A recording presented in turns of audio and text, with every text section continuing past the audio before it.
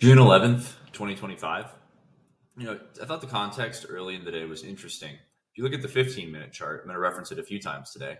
We were at the top of the channel. So we started the day off basically at the top of this channel. So it was difficult to want to buy early in the day. You had to be careful because you're probably buying a late leg. And what do channels turn into? Channels turn into trading ranges. A channel is a leg in a trading range. It's just that it's the first leg. So we had a spike here, a pullback, and then obviously we had a channel all the way up. Bar one probably needs some sort of second leg. You can see it got it. I don't know if it was identical. Might have been in some fashion. Pretty close, but you can see bar one got its second leg on 3 and 4. Bars 5 and 6 might get another piece up. It's a good bar for the bulls. 9, 10, and 11 is the first 3-bar micro channel of the day. It's a late leg, right? It's 3 or 4 legs up in the channel, and you have 68, 1, and 10. So if you're buying this high, it's a little bit difficult because you want to see the breakout succeed. I was not quite willing to buy them. This day ended up really being an upper trading range and a lower trading range. We had that earlier this week as well. I obviously did not take any of these trades down here. Bar 11, a bull bar with a strong close. I bought the close of 11. I considered buying the close of 10, but instead of buying the close, I wanted to try and buy the bar 1 high instead. However, when we got follow through, I was confident enough that I would get at least a chance to get out at break even, if not make a profit. So I just bought the close of 11 instead. If you're buying the close of 11, you're essentially saying that this gap might stay open and we might be in some sort of small pullback bull trend. But that's low probability. It's low probability that small pullback bull trends happen. They're pretty unusual. However, if it was going to happen, this is a reasonable start. 13 is a high 1. This is, a new breakout, so it would be okay to buy above or below the high 1. Again, you usually go below high 1s. They're not normally successful, so I think it would be reasonable to put a limit order buy below bar 13. I had bought the close of 11, and I bought more around the 50% pullback of bar 13 during bar 14. My logic was basically, if we're going to go higher, we might dip below 13, but we should not touch the 1 high. If we touch the 1 high, this is definitely a trading range. So 15 is a high 2, and 16 is a disappointment bar. It's a second reversal down. 16 is a good enough bar that a trader who scales in above 16 with a measured move stop could probably at least get the chance to break even. That's why the traders who sold the close of 16 used 18. They sold more higher, and they used 18 to get out. At this point, once I saw 16, I know I'm getting out if 16 gets any sort of follow through. So you can basically just, you can add to the trade. I was already in a position size I was comfortable with, so I didn't feel the need to add. But you can add to your trade if you're really confident in what you need to see to exit. 19 ended up being a good bull bar. Once we got 19, I put my stop below 15. The reasoning was that this gap is the only thing keeping the bulls, argument of a small pullback bull trend day valid. And even if this is a fresh breakout, we have a pullback like 1, pullback like 2, pullback like 3, pullback like 4. So we have 4 legs up, even if that is a fresh breakout. So it's really not as great to be holding long. And I also know that if my stop gets hit, it means there's a big bear bar forming. My stop below 15 gets hit. I moved it after the close of 19. That means we have a bear bar that's at least this big, which if we get a bear bar that big, I don't want to be in the market anyways, because if we go below 15, we're going below the 1 high. And if we go below the 1 high, it's a trading range. And if you're long up here, you're long at the top of the trading range, or you're long in a small pullback bull trend. But again, as I said, if it goes below here, you're long in the high of a trading range. So I don't want to be in anymore. And obviously 20 got me out. So I bought here, I bought a little more here, and then I got out here. So I took a very small loss on that trade. Thought that was fine because I probably would have had to exit on the close of 20. It's pretty hard to want to scale in on 20. And yeah, you could have done it this time and it would have made money, but that's kind of a difficult trade. 20 is a really big bear bar. And for the most part, you should be looking for a way out. And I just didn't really want to deal with that. 19. So it's 20, a big bear bar, 21 and 22 consecutive bull bars, enough for the bulls to get some sort of piece up. So I was not really interested in, it's still obeyed the channel line, right? So we have a bull channel. Oh, we have a bull channel. and 20 ended up vacuum testing the bottom of the channel. So I thought the trend line break was here. I thought the trend line break occurred on 28. I didn't necessarily think that 20 broke the bull channel, the bull trend line or channel line. I thought 25 was an okay short. However, I didn't really want to sell the close of 25. There's a large tail, and 21 and 22 probably is going to require some sort of bounce. I ultimately thought we would get below the 21 low since 20 is a big bar. So I thought we would go below this low, but I wasn't really sure when. So I did not sell the close of 23. I instead bet on the micro gap getting tested.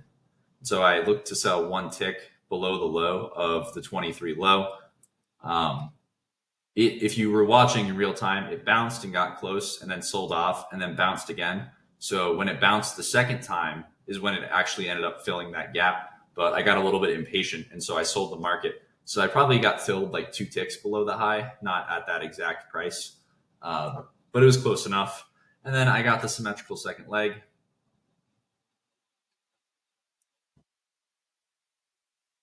Minus 2 ticks. So I got out basically a tick below the low of 25.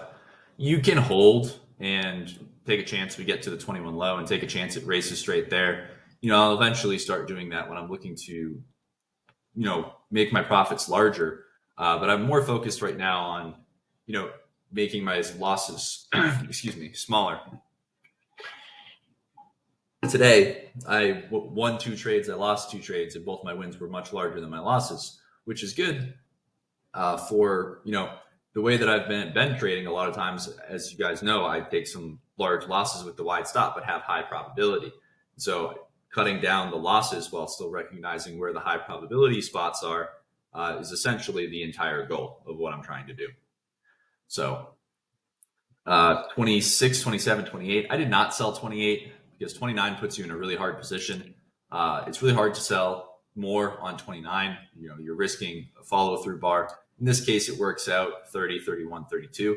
I did not sell 32. I thought we're in leg 4. I wanted to see a breakout below the bar 4 low if I was going to short. And you can see, instead of a breakout below 4, we got a reversal bar and follow through. I tried to sell a tick above the 33 high, but I never got filled on bar 35. And then 37 or 35 and 36 reversal and follow through.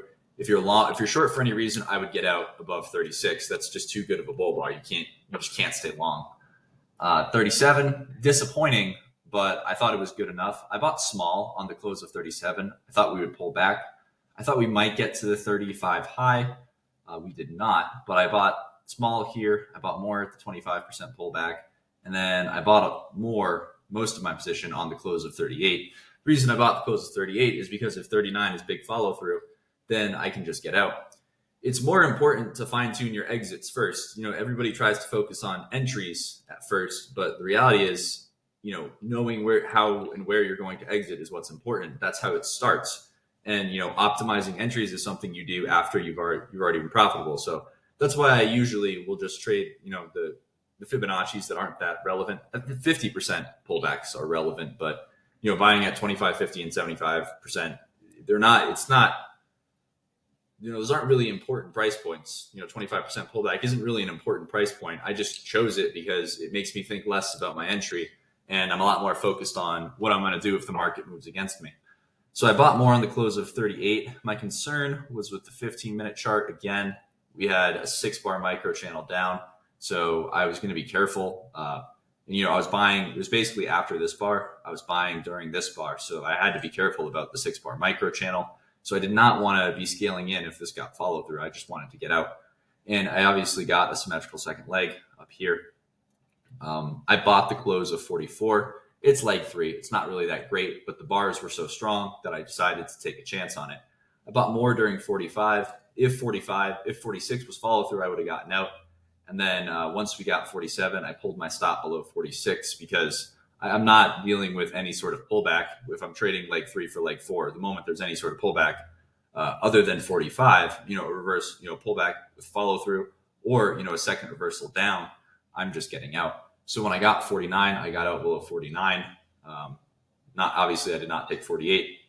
That would be trading leg 4 for leg 5. And I was already trading leg 3 for leg 4, which I really shouldn't be doing. We got follow through on Sorry about that. And obviously, we got follow through. I would have sold on 53 if it was a bear bar, but it was not. It's still okay to sell. It's still a 3-bar micro channel, but I just stick to my setups.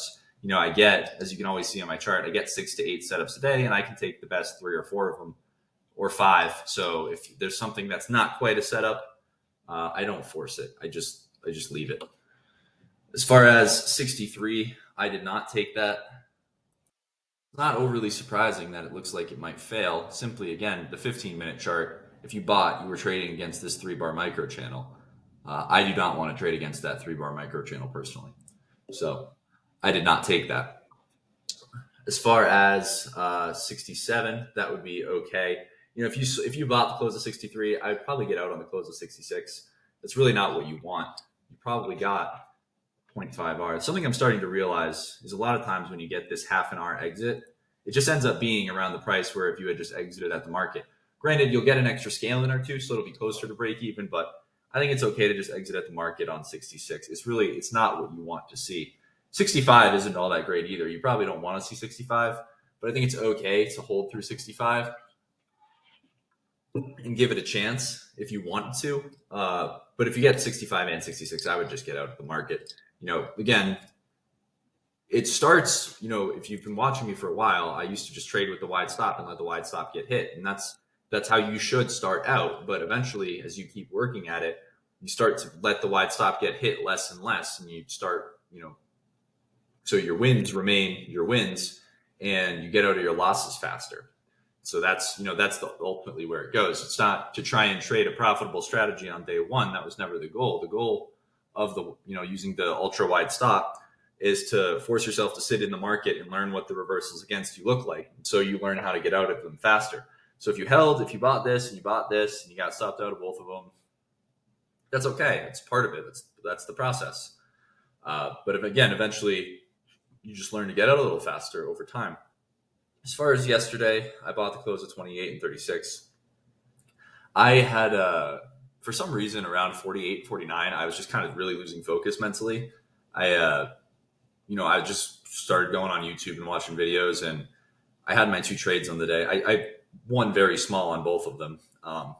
And I just didn't want to take 52 because I was just completely losing focus. So I didn't consider either one of these trades because I just wasn't in the right frame of mind to be taking trades. But obviously, I was back at it today and ended up being fine. As far as the daily chart,